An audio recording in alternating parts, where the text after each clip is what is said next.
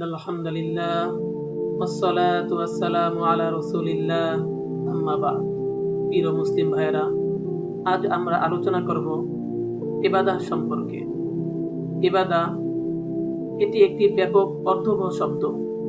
এর মধ্যে নামাজ, রোজা, হজ, যাকাত, আল্লাহর সন্তুষ্টি, রাসূলের ভালোবাসা সবই এর মধ্যে শামিল। ইবাদত শব্দের আবিধানিক অর্থ হলো নিজেকে ছোট জানা, বিনয়ের সহিত আনুগত্য প্রকাশ করা। আল্লাহ রাব্বুল আলামিন চান বান্দা যেন দুনিয়ার বুকে তার হুকুম আহকাম মেনে চলে, তার দাসত্ব স্বীকার করে। সে বান্দা আল্লাহ প্রভু এটা স্বীকৃতি যেন দুনিয়ার বুকে দেয়। আল্লাহ রাব্বুল আলামিন বলেন, ওয়া মা খালাকতুল জিন্না ওয়াল ইনসা ইল্লা লিয়াবুদুন। আমি জিন আর মানুষকে শুধু আমার ইবাদত করার জন্যই সৃষ্টি করে আছি। এরকম ভাবে আল্লাহ রাব্বুল আলামিন যত রাসূলগণ প্রেরণ করেছেন সকলেই এই কথাকে স্মরণ করিয়ে দেওয়ার জন্যই এসেছেন। যেরকম নূহ আলাইহিস সালাম তার নিজ জাতিকে উদ্দেশ্য করে বলেছেন, উবুদুল্লাহ মা লাকুম মিন ইলাহিন গায়রু।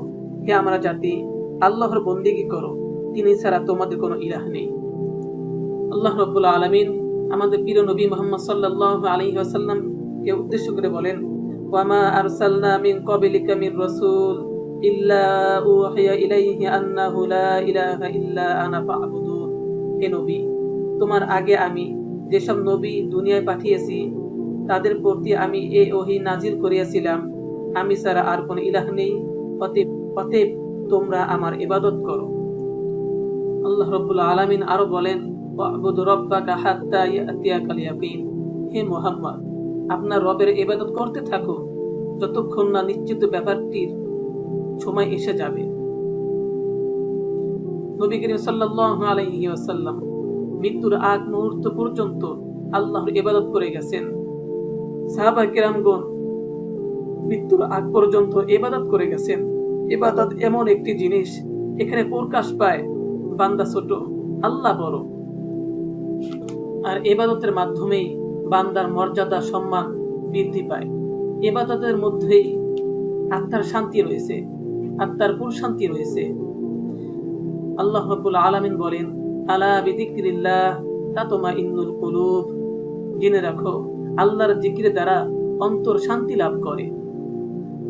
আর নবী করিম সাল্লাল্লাহু আলাইহি ওয়াসাল্লাম বলতেন, নামাজ আমার চোখের শীতলতা। সাহাবায়ে কেরাম রাদিয়াল্লাহু তাআলা আনহুম অন্তর অস্থির থাকতো যখন তারা টেনশন থাকতেন, সেই অবস্থায় তারা আল্লাহর কাছে নামাজের মাধ্যমে অন্তর প্রশান্তি লাভ করতেন, নিজেকে বুঝ দিতেন আল্লাহর রহমতের আশায়। আমরাও পারি ভাই আল্লাহর ইবাদত করতে। আমাদের যৌবনতেই আমরা আল্লাহর ইবাদত করি। কেননা যে আল্লাহ শক্তি দিয়েছেন, যে আল্লাহ চক্ষু দিয়েছেন, যে আল্লাহ বাহুবলে বল দিয়েছেন, অবশ্যই সে আল্লাহর ইবাদত করব। আমরণ মৃত্যুর আগ পর্যন্ত সাক্ষী দিয়ে যাব, হে আল্লাহ, দুনিয়ার বুকে তুমি আমাকে এনেছিলে, আমি তোমার সেই দুনিয়ার বুকে তোমার একত্ববাদের স্বীকারোক্তি দিয়েছি, আমি তোমার ইবাদত করেছি। হে আল্লাহ, আমাকে তুমি তোমার প্রকৃত বান্দা হিসাবে কবুল করে নাও, আর জান্নাতুল ফেরদাউস আমাকে দান করো।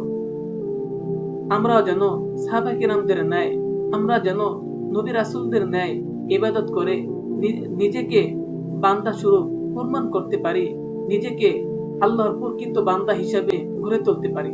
আল্লাহ রাব্বুল আলামিন আমাদেরকে সাহাবা কেরামদের ন্যায় আমল করার তৌফিক দান করুক। আমিন।